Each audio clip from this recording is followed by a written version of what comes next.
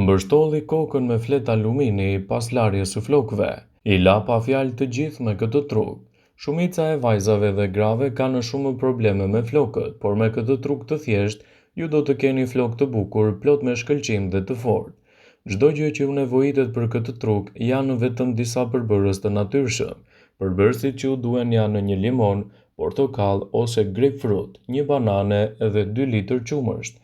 Përgatitja e kësaj recete bëhet në këtë mënyrë. Së pari duhet të shtypni limonin, portokallin ose grapefruitin. Vendosni një banane në një blender dhe i përzjeni me 2 litër qumësht. Pas kësaj i përzjeni të gjithë këta përbërësi dhe aplikoni në flokën tuaj. Pastaj e mbështjellni me një fletë alumini.